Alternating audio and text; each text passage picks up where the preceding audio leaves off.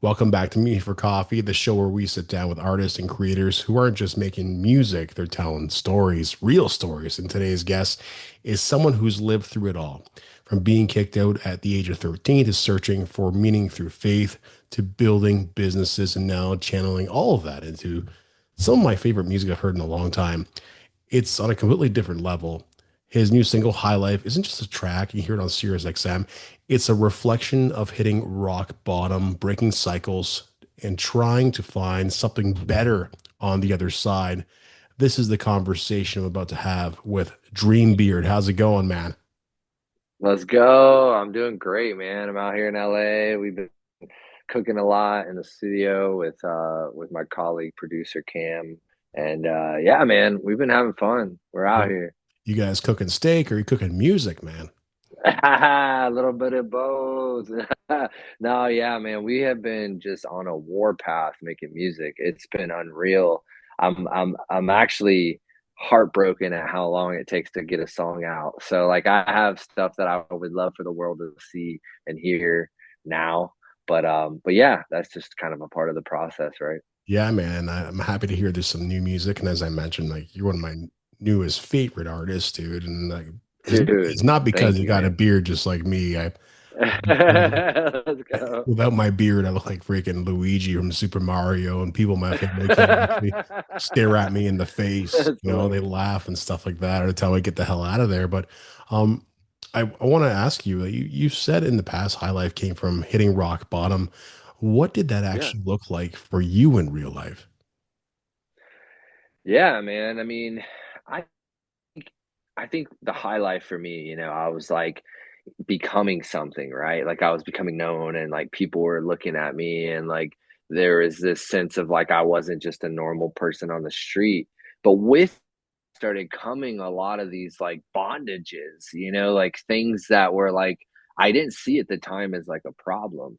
But over time and looking back, you're like, whoa, that was like destroying my life. And so I think that like for me, I had just developed kind of a war path, man, where I was, kind of call it like, you know, maybe it was just a lot of things that I had been going through, and I had never really sowed my wild oats either because of like mentioned in the beginning with the faith stuff. Like I was a minister, a pastor for so long in my early 20s and going into my later 20s, and so maybe I was going through that kind of stuff, but I look back and I'm not sure what triggered it. But yeah, man, I was doing some dark shit and just getting into a lot of dark headspaces. And I think that like about October of last year, I like was became like sober off of like hard drugs and stuff. And which I don't think I've really talked about too much. I'm not afraid to talk about it because I think it's something that a lot of people deal with. But yeah, man, I around October 8th or end of October, I completely went sober and Cali sober, I should say. And yeah, man, I never touched anything since, and I've gotten my life back on track in a big way. And yeah, I was headed down a really crazy path, and so that's why I decided like to write High Life because I was like, it was kind of almost like it was almost someone like casting a spell. It was like I needed something like this in my life, was something that was like a sign to break my cycle. And I was like, maybe this will be a sign for other people, a subliminal message or whatever, to get people off the path that's destroying their life. Yeah, that was the specific moment where you realize something had to change. And of course, acting on it is sometimes hard. Like people procrastinate on acting on it. Maybe the urge is too hard to act on something that needs to happen, like breaking this cycle, whether it's generational or like personal. Well, like what cycle were you trying to break when you wrote this? Like, I mean, like you have your sobriety, but was there anything more to it? For sure, man. I think with harder drugs and things that aren't just like cannabis, it can turn you into a completely different person. And so there were a lot of things manifesting in my life that were volatile in nature because of the things that I was doing to my body. And so there was like a lot of things that I wanted to break, you know, in my life, and I just felt like that again, it was like this cry of like, is this the high life? Like, is this really what it's like to try to become somebody or to try to be a rock star, to try to, you know, do all these things? Like, is this just what comes with it? Like, is it really all this bullshit? And I think that I kind of like was it was a cry for me to break like, I knew, man, we all know, you wanna call it intuition, call it your soul. We all know, man, when we're, like, messing up, like, when we're doing something that's not right to, like, who we really are when we're falling asleep at night or just waking up, like, that person, you know, before we have to put on the ego mask and, like and try to be something for the people around us, like, I think that we know deep down inside when there's something that we're doing to ourselves that isn't good. Yeah, it's like a cry for change. Like, was it Yeah, like what was writing it more about healing, or is it just about getting it out? I mean, in some aspects, it's both, right? I mean, yeah. it's also one of the fastest songs you've probably ever made. Like, Yeah, why do you think it came together so quickly? Like, can you tell us? it really did come together quickly. Me and Cam were cooking, and it was just like I had the idea, and then I kind of like told him the structure, and then we kind of built like a quick demo, and then I wrote to it, and it was like bam, like it was just like two quick sessions, and we were like, holy crap! And that's when we kind of decided that we wanted to involve Black Cat from Dropout Kings and make this like a whole thing.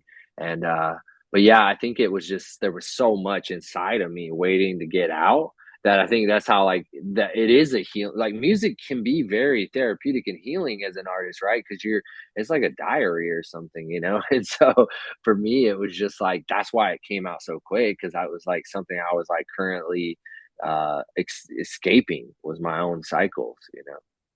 Yeah, you had a real life moment with Adam from the Dropout Kings before all this. Mhm. Obviously, when you think back on that now, what stands out the most for you?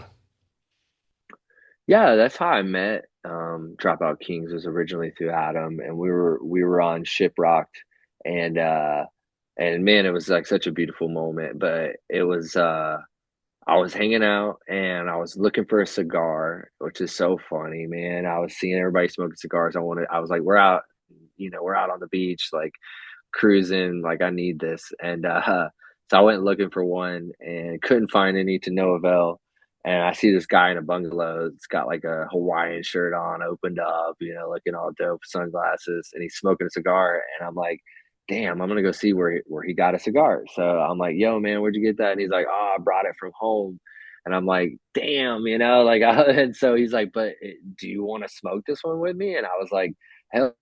And so I climb up Hello, we sit down, we start talking life, and it was just so deep and like real. And you know, we talked about spirituality and music and friends. And man, we smoked that whole damn cigar and we shook hands and I walked away and I didn't even know his name besides his name. I just knew I said, "What's your name?" He said, "Adam."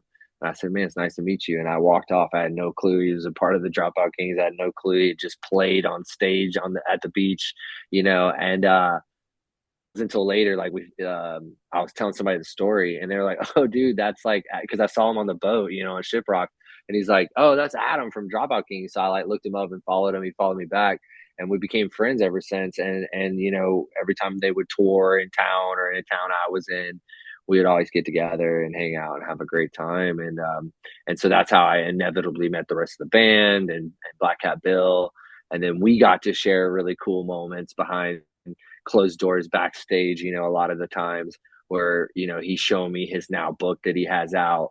And and so we built like such an extensive relationship there. And then I built most of my relationship with the rest of the band too, like through High Life. So like, you know, during the music video shoot and going up to New York and hang out with the homies. Now me and Rob, I've been going to Detroit a lot lately for work.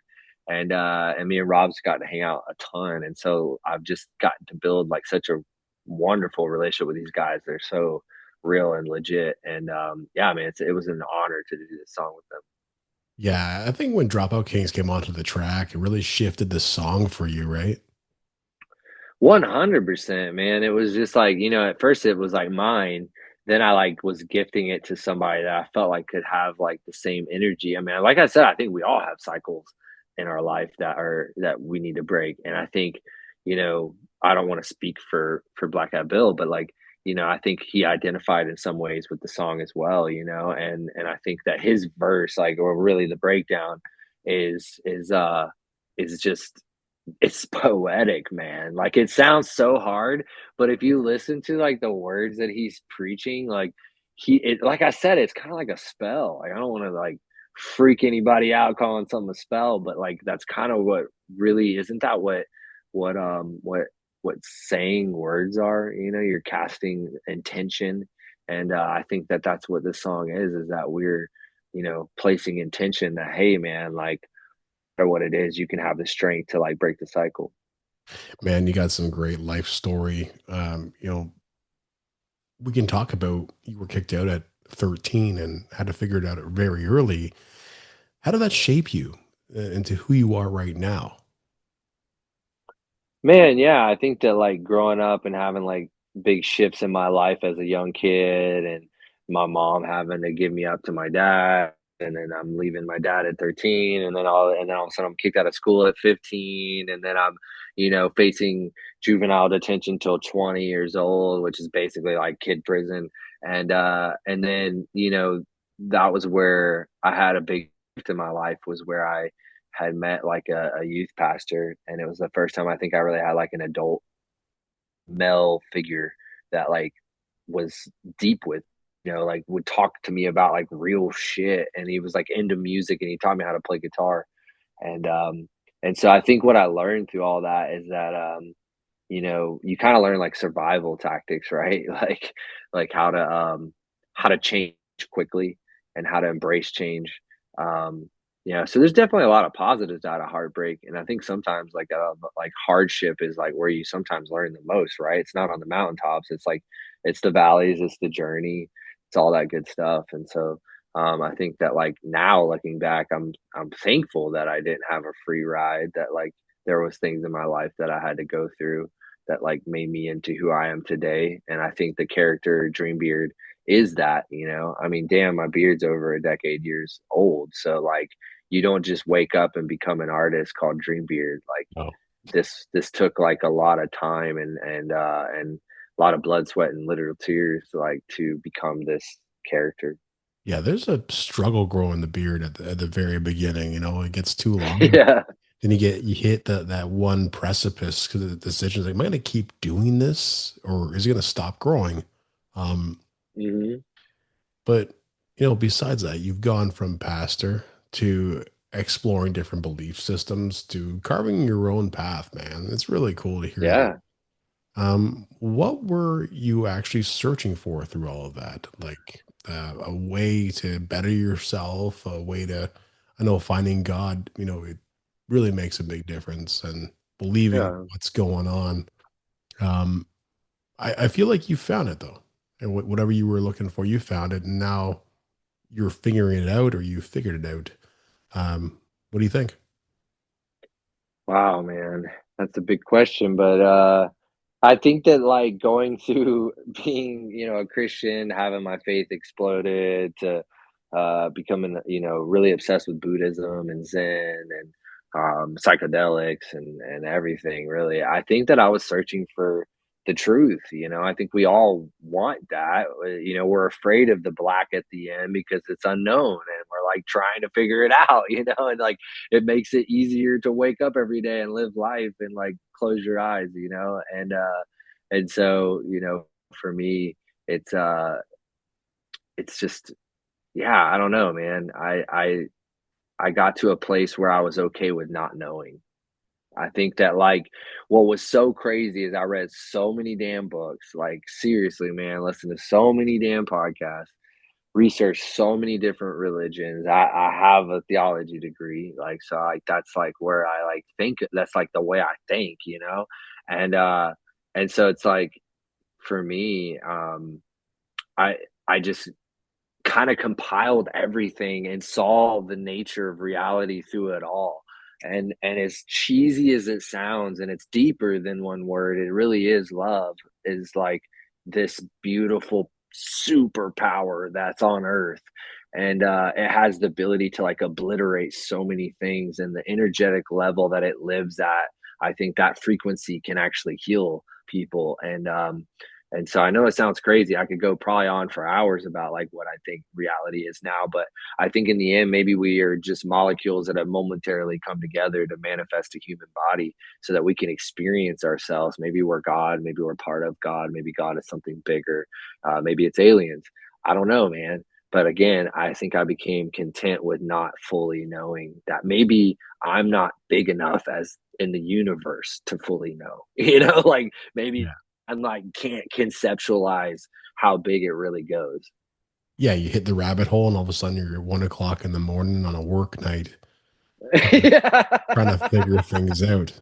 And then people Yes, like you go to yes. work the next day, like, oh, it's Billy, you're rough, man. Like, what's going on? And it's like, oh, I just I couldn't sleep. But in reality, you're just like contemplating because right now we're in this really weird state where people have different theories. There's so much enlightenment going on, and I've always there's one movie that I really thought of about like the afterlife, and what's it called, Avatar.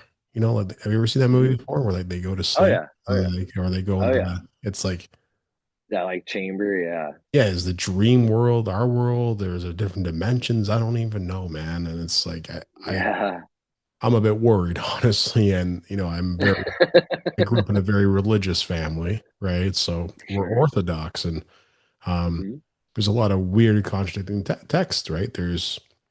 Sure. There's like for example, like in the Bible, it talks about a firmament, right?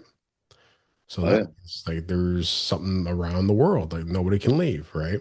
And there's different theories. There's other people putting out theories about the globe and space, and other people do the Yep. flat Earth thing, and the other one does the Terra Infinite map, which is different little bubbles of like ecosystems and stuff like Yes. that, or ice walls. Yes.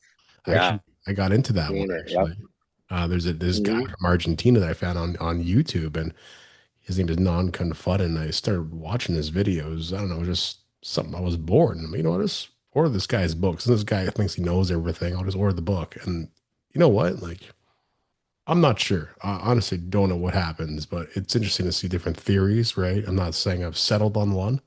Um, Mhm. but the one thing I am into is the hologram projects that you're working on, man. Let's go. Tell me about this. This is really cool. Yeah, man. So I'm the VP of my company called Soapbox, and we're literally taking real people. We are working with artists of A-list celebrities all the way down to up and coming artists. Like we really believe we're kind of like punk MTV, OG MTV, where we want to showcase like really cool talent that maybe isn't at the level of whatever, but then also having A-listers, also having legends. And so the idea really is that we're preserving number one, people using future tech. So we're using the best technology to preserve humanity. This isn't AI. We're not about like making artists do something that they never were meant to do. So we record these artists and on our stage, it's like 48 cameras that simultaneously record them and stitches them together into the first ever marketable walk around hologram ever to exist. And so we have the first ever entertainment app. It's on MetaQuest, about to release on Apple Vision Pro and on the cell phone. And we're already in 178 countries with subscribers all over the world, people doing individual purchases. This is the first time an artist has the chance to make real money that isn't streaming, or people are actually purchasing music again. And so we're working with like the Grammy Museum to possibly have these holograms in museums. We've done like Earth, Wind and Fire, Buddy Guy, Collective Soul, all these like really cool legends that I wish there was some crazier ones that we're working on. I can't even mention. And so basically the entertainment side is, you can put this hologram in your living room. You can walk around the hologram. You can, interact. You can literally go in from augmented reality, meaning that they're in your living room, to VR, where we have these full virtual realities that people can that they can experience and walk around. We have like Soldier Boy and a carnival that one of our creatives helped create with him, and so it's pretty wild. So there's preservation first of all, then there's entertainment, then there's education, and that's the part that really stokes me is because on the education side, we literally have like T Pain again, Earth, Wind and Fire, Ed Roll and Collective Soul, Buddy Guy, and these people are literally holograms in schools where kids are watching the hologram through headsets, and it's teaching them about their life. T-Pain talks about auto tune, how it revolutionized the sound. He talks about what it was like as a kid, and what he wished he would have done different or didn't do different, and so it's really empowering kids. They're excited about it because it's tech and it's fun, and it's someone they can really respect and look up to, and uh and so that's we're already in schools, LA, Vegas, Detroit, Florida, Georgia, and so it's rapidly growing, man. And we've done about 100 and something artists now, and so man, it's so much fun to be a part of. I get to kind of dip my toes into, I've been doing it for about 4-ish something years now, and so I've had the privilege of dipping my toes into literally filming, editing, sales, marketing, education. So like I've had the ability and the fortune to like really dip my toes around and get to see the full scope of what we're able to do here at Soapbox. But like I think that like number one, it really is human first, tech second. Dude, I might have to step away from this microphone. I might trip balls thinking about this.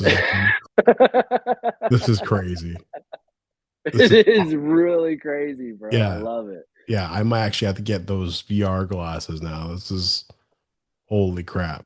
Um, Bro, it's wild, and what's crazy is it's coming, dude. So we're working with Snapchat too. They're coming out with new glasses that are like AR that just look more like Ray-Bans, but have the power to project our holograms like a goggles. And so it's coming, man. Like there's the things are getting smaller and smaller. It's becoming easier and easier, and we're just compiling a huge Rolodex of legends that will be remembered forever, and you'll be able to walk around them. I mean, imagine if we had people like Michael Jackson or Prince. It's like unfortunate we can't capture them, because it'd be AI at this point. But like we feel like what we are doing is we are capturing today's legends for future generations to enjoy. oh, unbelievable. Even if you could do like Dave Grohl and the Foo Fighters or something like that. Dude, I would be honored, man. I will say we have a lot of friends that are connected with them. We are trying, man. Like I would love to have them. We're working with alongside of Warner. We're looking at like we would love Deftones, Linkin Park. We're talking about all kinds of like legendary, people, Corn, obviously. I mean, dude, the list goes on. We want everybody, right? Like that's the goal. The ultimate goal is that like in a lot of ways these people are preserved forever. Like you can't walk around, Mozart. You can't walk around all these Johnny Cash. Like, could you imagine if you could walk around them? Like what we're doing is like some crazy shit. And I don't think everyone completely understands what it is yet. And I think, seeing is believing. And so we're pushing the envelope, man. I don't know if I would want to walk around Mozart or Bach or whatever like that, but I mean, if it was like Metallica or Exactly. I wouldn't, I think it'd be cool because you'd have your friends over and you can be, hey, we're going to watch Linkin Park in concert today, or, you know, Exactly. um, not Exactly, that dude. that's one of your bands that you're working with, but I'm just saying, like, if you could do that, like, unreal, Yes. right? Um, Yes, man. We have like Norma Jean live. It's really crazy. Like but you can walk around the whole band and watch them jam out. We have like Memphis Mayfire. We have a lot of different bands. We're talking to a lot of other big bands as well. But Numb was yeah, cool too, that would be crazy. Yeah, for sure. man. If someone's hearing Dreambeard for the first time, what do you want them to feel the second they press play? Wow. Um, Energy, man. I think things energy. I think God is energy. And I hope that the energy that I put into the song will manifest itself and they will feel that energy in person. And hopefully it moves them and does whatever that particular song is meant to do, right? Excite them, hype them, make them feel something, like make them connect to sadness that they may be feeling in their own life. Like that's what I would want, man. I'd want them to feel the energy. That's a great answer. Thanks a lot for the time tonight, man. It's been great meeting you. Looking forward to the next release, some more music. Obviously, you're working with some more artists and producers. You got a whole whack of stuff going on, man. Keep that beard rolling, and I hope you enjoy what's coming up next for you. Heck yeah, man. I really appreciate this, man. Let's do it again. It'd be awesome.